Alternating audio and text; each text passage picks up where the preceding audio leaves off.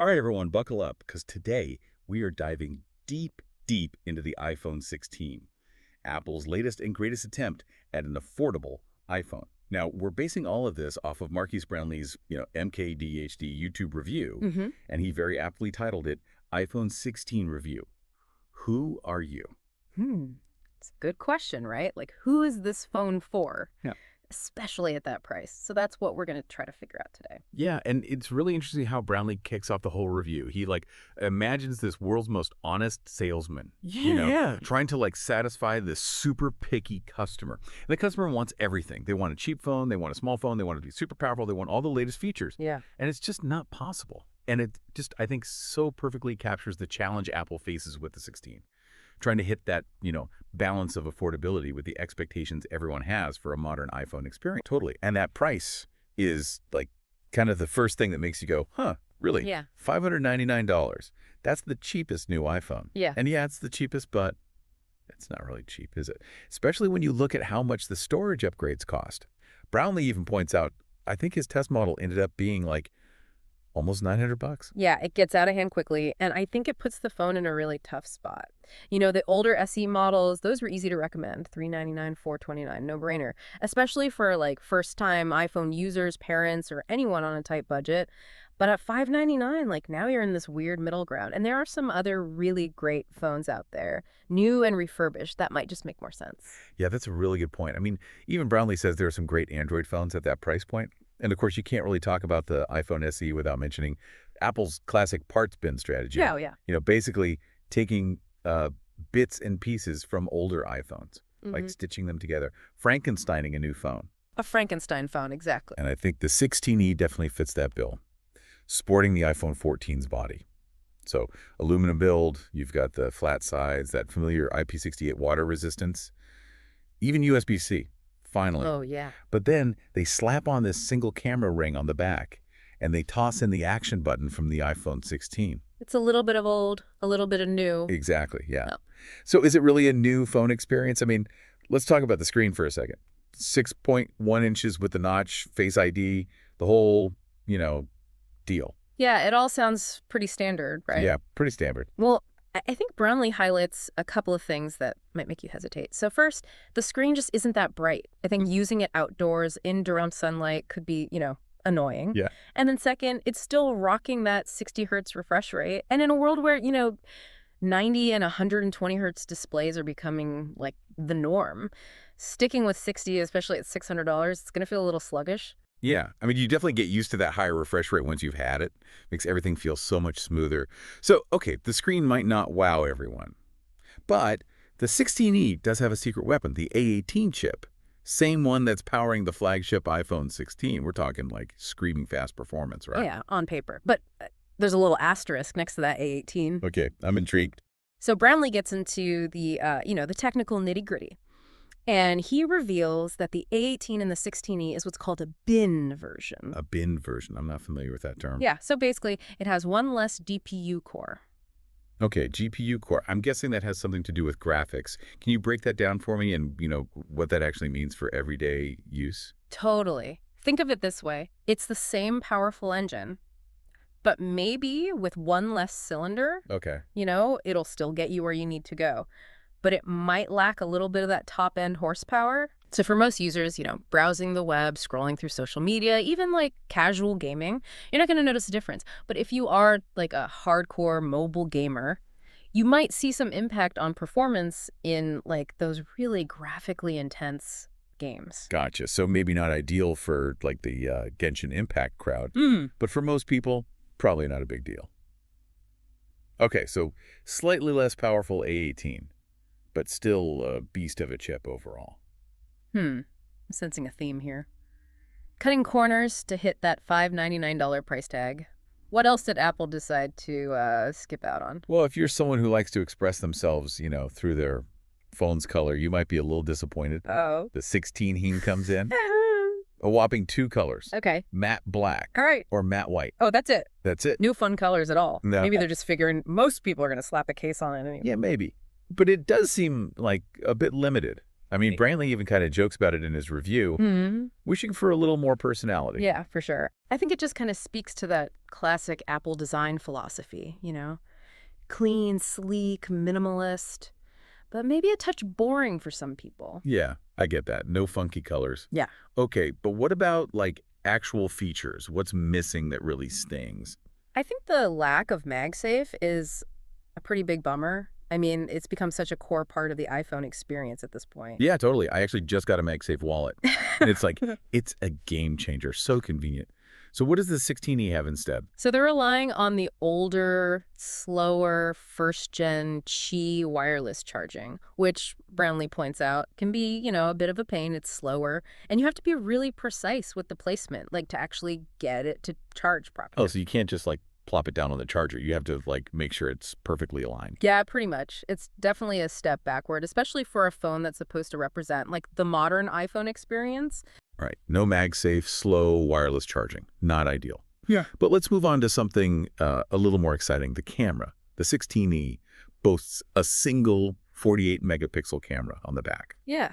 On paper, that sounds pretty impressive for a phone in this price range. Yeah. But what's the reality? So it is technically a 48 megapixel sensor, but it's not quite the same as the one you'd find on like the iPhone 16 or the 16 Pro. It's physically smaller, and it doesn't have the same level of stabilization. Okay, smaller sensor, less stabilization. Huh. How does that, like, actually translate into the photos you get? Spill the tea. Right, so you get less shallow depth of field, so meaning like the background blur isn't as pronounced. Okay. And the bokeh, that creamy, dreamy background blur that we all love, it's not as natural looking. It's almost like Apple is intentionally trying to create like a different camera experience Yeah. between the 16 and its, pricier siblings. So it's not like a bad camera. It's just not on par with the flagship iPhones.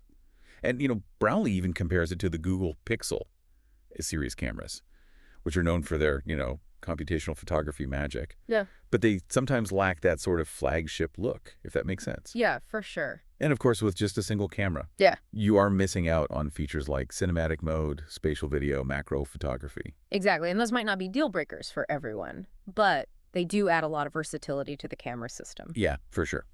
So you're still getting that classic iPhone like sharpness and vibrant colors, but without some of the bells and whistles of those higher end models. It's all about trade-offs, I guess. Yeah, I think that's a good way to put it. So we've covered price, design, screen, chip, the colors, MagSafe disappointment, the camera.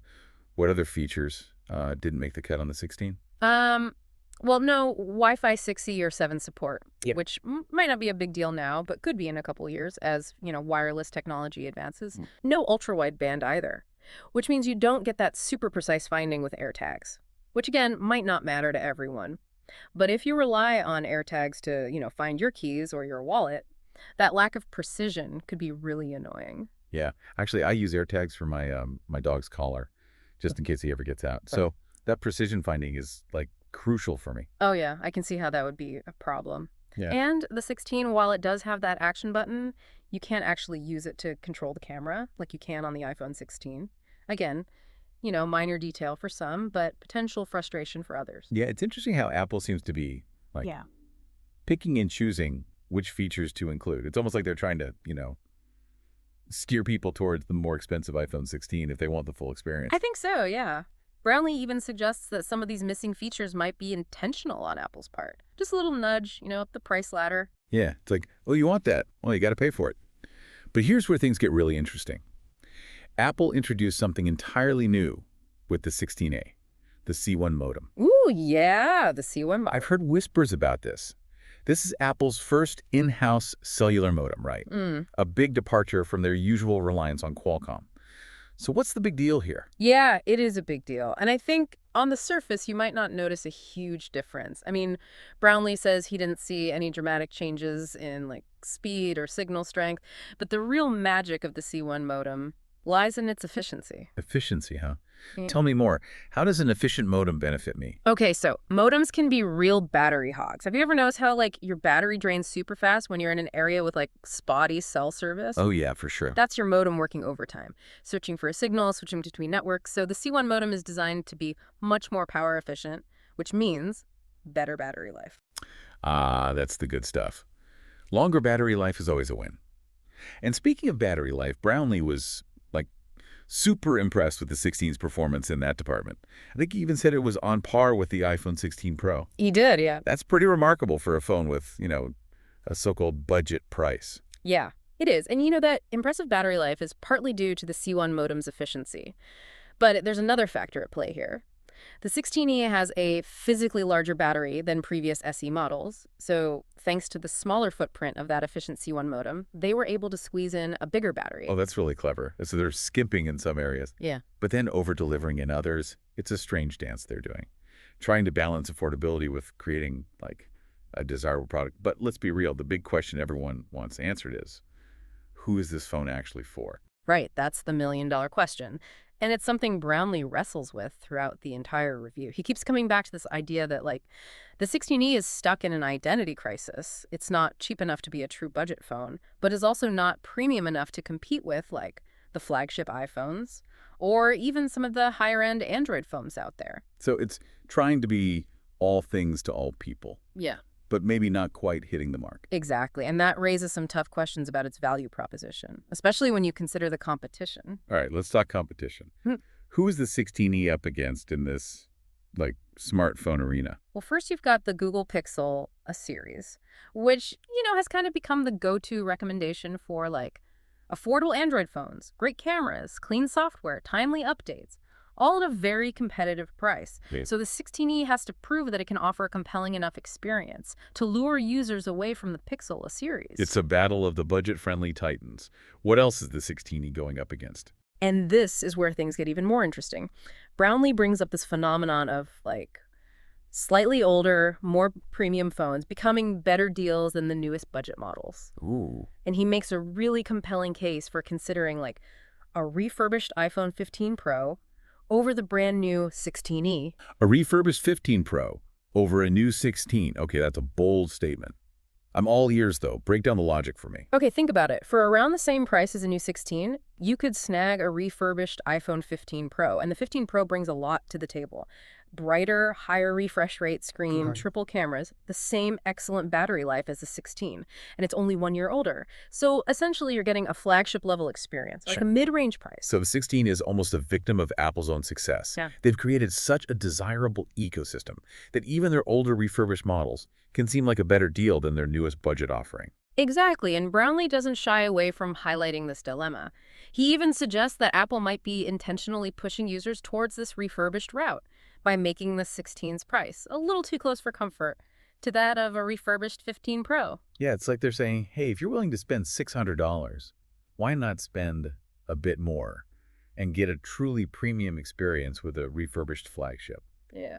It's clever, but it does leave the 16E in, like, a bit of a precarious position. It does. And then to further emphasize this point, Brownlee actually takes a look at Apple's own website Right. and how they're positioning the 16, and he notices that, like, the comparison tool on the 16's product page only shows comparisons against older iPhones, like the iPhone 11, 12, the older SEs, even the Mini. It's like they're specifically targeting users with those older iPhones, dangling the 16 as, like, this tempting upgrade path. So if you're rocking an iPhone 11 or older, this is your ticket to, like, the modern iPhone world, without breaking the bank, but for anyone with a newer iPhone. Especially if they're already enjoying, the benefits of a higher refresh rate screen or a more advanced camera system. The 16 might not feel like enough of an upgrade to justify the cost. Exactly, and that's the real takeaway from Brownlee's review, I think. The iPhone 16 isn't a bad phone by any means. It's well built, it's got a decent camera, great battery life, it's powered by, a powerful chip. But its price point creates this awkward tension where it's constantly being compared to both budget-friendly Android phones and Apple's own refurbished flagship models. It's caught in this, like, no man's land, where it's not quite cheap enough to be a no-brainer budget pick, but it's also not compelling enough to, like, really stand out against the competition. Right, and it brings us back to the title of Brownlee's review, Who Are You?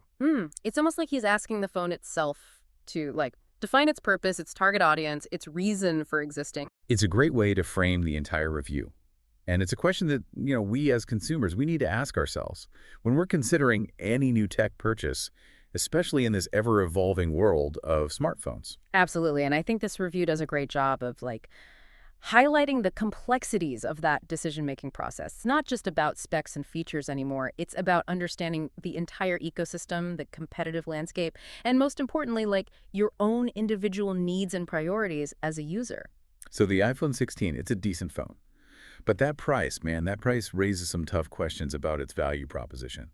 And it seems like even Marquise Brownlee, a seasoned tech reviewer, he's struggling to definitively answer the question of who this phone is really for. That's right, and I think that's what makes this review so thought-provoking. It doesn't give us easy answers. It forces us to, like, engage with the complexities of the smartphone market and really consider what matters most to us as individual users. Well said. I think that's the perfect place to pause for a moment. When we come back, we'll delve deeper into some of the broader implications of the iPhone 16's release Yeah. and what it might signal for the future of Apple's product strategy.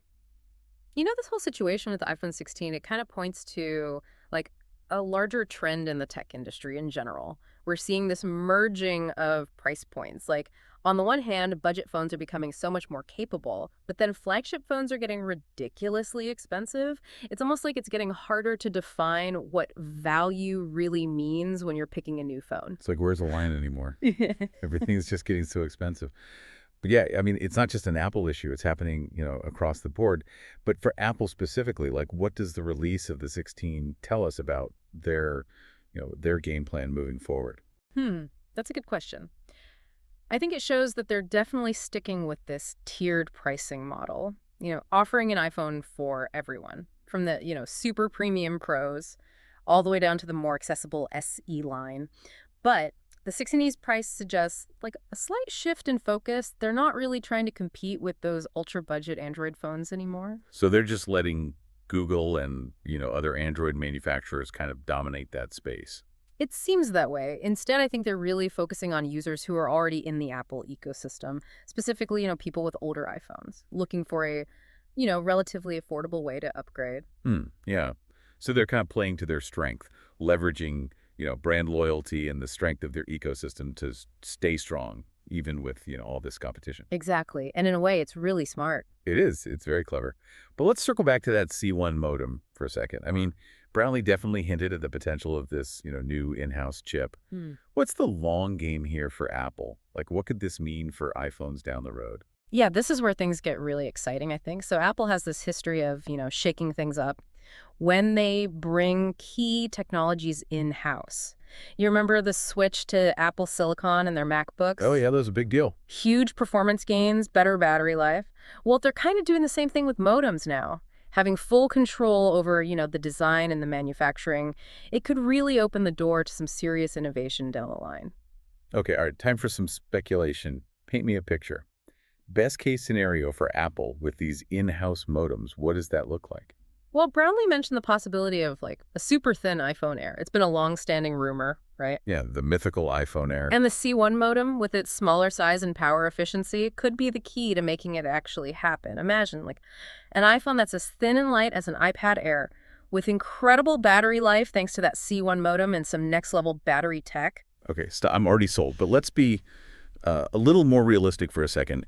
What about, like, improvements we might see sooner rather than later? How could the C1 modem impact iPhones, in the next year or two? I think we can definitely expect to see, battery life improvements across the entire iPhone lineup.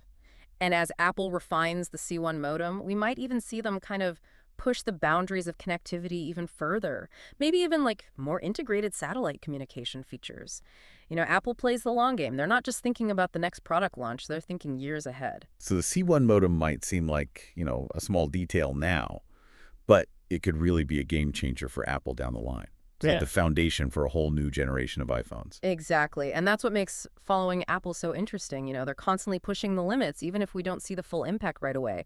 They're masters of subtle evolution, constantly iterating, refining to create products that feel both like familiar and cutting edge at the same time. Yeah, Apple definitely has their own way of doing things. And with the 16, I think we're getting like a sneak peek at that strategy in action. It might not be the flashiest iPhone, but it does introduce some key technologies, some strategic shifts that could have a really big impact on the future of the iPhone lineup. I agree. Yeah. It's a good reminder that sometimes the most important innovations aren't the ones that, grab headlines, but the ones that quietly lay the groundwork for future breakthroughs. And the C1 modem, along with Apple's, evolving pricing strategy, could be just that, a quiet revolution that really reshapes the smartphone world in the years to come. So we've explored the good and the bad of the iPhone 16. We dug into the significance of the C1 modem. We even imagined some exciting possibilities for future iPhones. But before we wrap things up, I want to go back to something Brownlee said near the end of his review. He put it out that Apple's comparison tool for the 16 only shows comparisons to, like, older iPhone models. Yeah. Like the 11, the 12, and the older SEs. Right, yeah. Very deliberate on Apple's part. It tells us exactly who they're targeting with this phone. They're not trying to convert Android users. They're focused on keeping existing iPhone users happy and within the Apple world. It's the classic, keep them coming back for more strategy. Yeah. But it does make you wonder, what about people who are currently using, like, an iPhone 13 or a 14? Is the 16E a worthwhile upgrade for them? That's where it gets tricky. If you're already enjoying, a high refresh rate screen, a more advanced camera system, and all the other perks of a newer iPhone, the 16E might not feel like a big enough leap to, justify spending the money. Especially with that price tag, right? I mean, if you're already looking at spending around $600, you might just be tempted to, go all in and grab a refurbished 15 Pro like Brownlee suggested. Exactly, and that's the dilemma that Apple has kind of created with their pricing strategy. They're essentially competing with themselves, offering these, tempting alternatives within their own product line. It's risky. Yeah.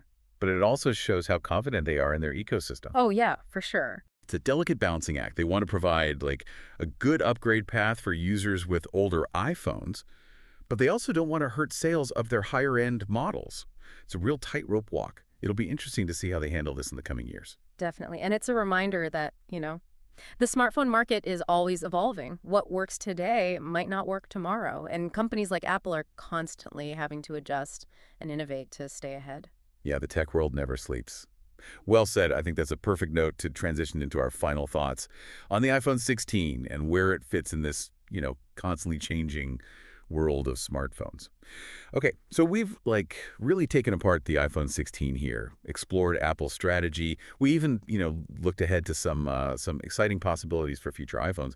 But before we sign off, let's bring it back to you, our listener. Right. What are your biggest takeaways from this deep dive? Anything surprise you? What questions are still bouncing around in your head? Yeah, I think for me, what really struck me was how this review makes us rethink the idea of value when it comes to smartphones. It's not just about specs and price tags anymore. It's about the whole ecosystem, the software experience, how long the device will last, and even the bigger picture of how tech companies encourage us to upgrade constantly. It's a lot to think about.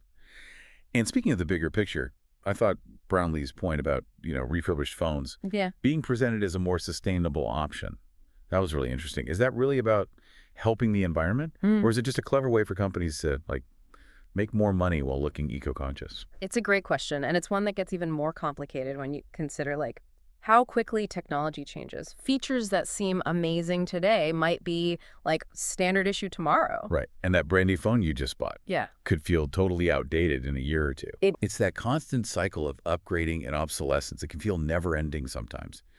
So how do we, break free from that? How do we make smart decisions that fit, our values and our budgets? I think it starts with, being more aware consumers. We need to recognize, the marketing tricks companies use to influence our buying decisions. For sure. Be honest with ourselves about what we really need, how we actually use our phones, and think about the long-term effects of our choices, both on our wallets and the environment. Yeah, it's all connected. And maybe, just maybe, we need to be okay with not always having, the latest and greatest gadget. Maybe there's some freedom in finding value in devices that, they might not be new, but they still do everything we need them to do. I like that perspective. In a world that's always pushing us to buy more, to upgrade constantly, maybe the real rebellion is to be content with what we have, to appreciate the tech that works for us, and to resist the allure of the, the next big thing. I love that. The real rebellion. So as you think about, your next smartphone purchase, whether it's the iPhone 16 or something else entirely, I challenge you to ask yourself these questions. What really matters to me in a phone? Yeah. What compromises am I willing to make? And how can I make a choice that aligns with, my values and my long-term goals? The best smartphone for you. It might not be the newest, the fanciest, or your most expensive. It might be the one that I just learned by like, fits your life, your Yeah. budget, and your sense of what's right. That's true value in this, ever-changing world of technology. Beautifully said. And that, my friends, wraps up our deep dive into the iPhone 16. We hope this has given you some food for thought as you navigate the complex and often overwhelming world of smartphone choices. Until next time, stay curious, stay informed, and keep diving deep.